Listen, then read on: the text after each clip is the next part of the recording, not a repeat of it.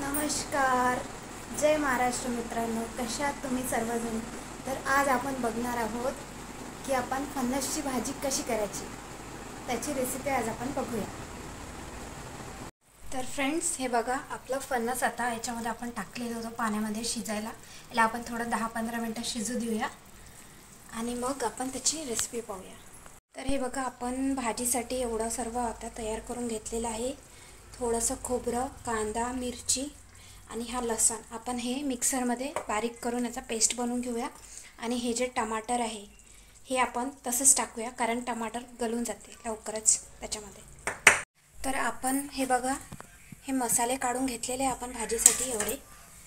याच्यामध्ये आहे धने पावडर, जिरा पावडर, मीठ, गरम मसाला आणि चिकन मसाला घेतलेला आपण फणसच्या भाजीसाठी। एकदम सिंपल आणि माझ्या टाईपनी मी जशी बनवते इझिली तशी आपण भाजी बनवणार आहे आता। तर आता कढईमध्ये आपण तेल टाकलेलं आहे, त्याच्यामध्ये 2 तेजपान पण टाकले आहे।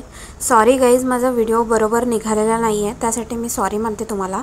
आणि थोडी व्हिडिओची क्वालिटी पण पुअर आहे, माझा मोबाईलची कॅमेरा थोडा प्रॉब्लेम आहे। बघा, आपण जो मसाल्याचा पेस्ट केला होता तो आपण याच्यामध्ये टाकून देऊया आता आणि छान शिजू देऊया आपल्या मसाल्याला।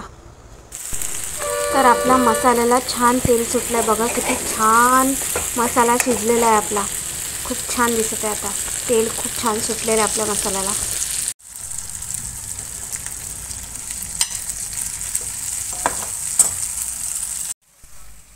तर आपण टमाटरचा पेस्ट नव्हता बनवला, तर बघा टमाटर पण गललेलं आहे, त्यामध्ये आपण मसाले टाकूया आता।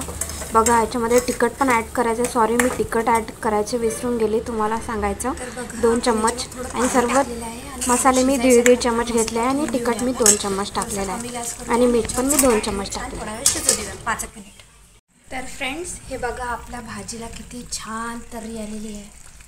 हे बघा, मसाल्याला छान तर्री आलेली आहे आता आपण याच्यामध्ये फणस टाकूया। हे बघा, आपण भाजीसाठी गरम पाणी पण केलं आहे, कारण आपल्याला गरम पाणी टाकायचं आहे। गरम पाण्याने खूप छान तर्री येते आणि खूप छान टेस्ट येते। तर आपला मसाला बघा शिजलेला आहे आता, छान याला तर्री पण आली आहे। बघा किती तेल सुटलं आहे मसाल्याला आणि आपलं फणस होतं 1 पाव। तर बघा, आता आपण हे फणस याच्यामध्ये टाकून देणार आहे आणि मसाल्यामध्ये थोडं शिजू देणार आहे आता फणसला छान।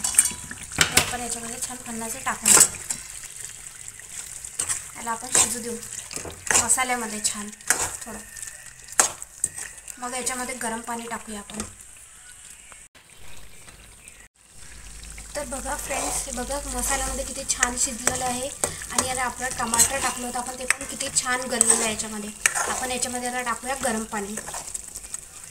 तर आपण आता याच्यामध्ये टाकणार आहे गरम पाणी। आपल्याला जेवढं गरम पाणी भाजीला लागणार आहे रस्सा करायसाठी तेवढं आपल्याला टाकायचं आहे।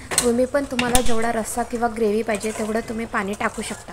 मी बघा, मला जेवढा रस्सा पाहिजे तेवढं मी टाकलेलं आहे। आपलं फणस आहे 1 पाव आणि मी तुम्हाला मसाल्याची पण किती क्वांटिटी घेतली होती ते पण मी तुम्हाला सांगितलं। बघा, आता याला थोडं 5-10 मिनिट आपण झाकून ठेवून देऊया। तर आपली भाजी झालेली आहे रेडी। बघा किती छान रस्सा झालेला आहे। मी ग्रेव्ही जास्त नाही केली फ्रेंड्स, बघा मी थोडी घट्टचीच ठेवली आहे।